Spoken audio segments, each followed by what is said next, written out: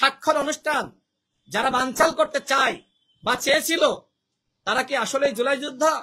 একটি চক্র যারা মনে করে নির্বাচন বানচাল করা দরকার, তারা এই ধরনের বিভিন্ন জায়গায় মব সৃষ্টি করছে।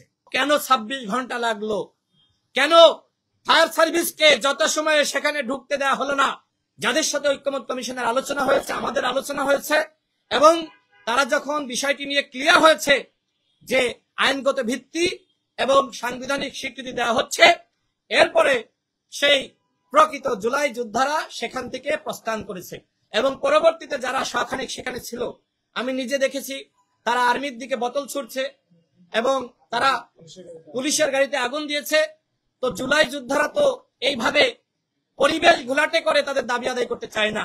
আমি সরকারকে বলবো, কারা এই ধরনের জাতীয় অনুষ্ঠান বানচাল করার চক্রান্তে লিপ্ত ছিল, যদি কোনো দলের ইন্ধন থেকেও থাকে, আপনারা সেটি তদন্ত করে জাতির সামনে উত্থাপন করেন। আমাদের ভিন্নমত থাকতেই পারে, কোন দল যদি মনে করে যে আমি স্বাক্ষর করব না, করতেই পারে, এই গণতান্ত্রিক অধিকার তার আছে, কিন্তু অনুষ্ঠান বানচাল করার অধিকার কারণ নাই। সুতরাং কারা এই স্বাক্ষর অনুষ্ঠান বানচাল করার জন্য এই ধরনের চক্রান্তে লিপ্ত হয়েছিল, অবশ্যই তদন্ত সাপেক্ষে সেই বিষয়গুলো জাতির সামনে হাজির করতে হবে। আমরা মনে করি প্রকৃত জুলাই যোদ্ধারা কোনোভাবেই এই অনুষ্ঠান বানচাল হোক তারা সেটি চায়নি, এবং তারা ওই অনুষ্ঠান বানচাল করার জন্য সেখানে যায়নি।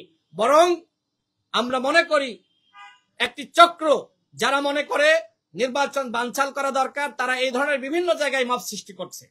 আমাদের দল গণ অধিকার পরিষদ, আমরা শুরু থেকে মবের বিরুদ্ধে।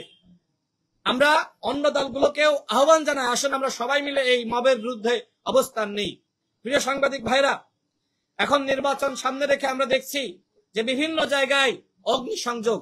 আমরা আমাদের দলের পক্ষ থেকে ঠিক এই জায়গায় প্রেস ব্রিফিং করে আমি অসংখ্যবার বলেছি যে নির্বাচন যত ঘনিয়ে আসবে, ওই পতিত স্বৈরাচারের দোসররা যারা এখনো পর্যন্ত সচিবালয়ে রয়েছে, পুলিশে রয়েছে, বিভিন্ন গোয়েন্দা সংস্থা রয়েছে, বাহিনীতে রয়েছে, ওই হাসিনার দোসররা কিন্তু নির্বাচন ঘনিয়ে আসার সাথে সাথে নির্বাচন বানচাল করার জন্য তারা এই অগ্নিসংযোগের খেলায় লিপ্ত হবে। এবং এর ধারাবাহিকতা আমরা দেখলাম যে মিরপুরে অগ্নিসংযোগ, বিমানবন্দরে অগ্নিসংযোগ। আমার প্রশ্ন হলো, কেন 26 ঘন্টা লাগলো?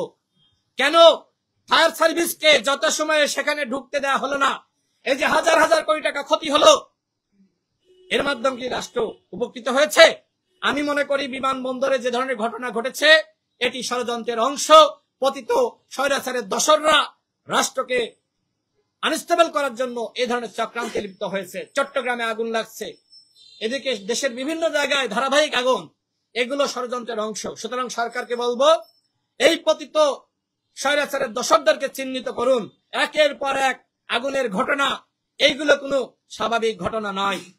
আমরা এটিও শুনেছি, নির্বাচন যত ঘনিয়ে আসবে আওয়ামী লীগ বিভিন্ন প্রার্থীদেরকে হত্যা করার বা তাদের উপর হামলা করার চক্রান্তে লিপ্ত হবে। আওয়ামী লীগ নির্বাচন যত ঘনিয়ে আসবে গুপ্ত হত্যায় লিপ্ত হবে। সুতরাং এই আওয়ামী লীগকে নির্মূল করতে হবে। ভাই ট্রেন 2 ঘন্টা 33 মিনিট, 3 ঘন্টা 33 মিনিট। শোনেন, আপনি একটা ডিস্টার্ব।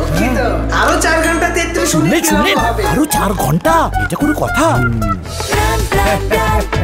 সময়টা দৌড়াবে। প্রাণ ডাল, মুঠোই মুঠোই সময় পার।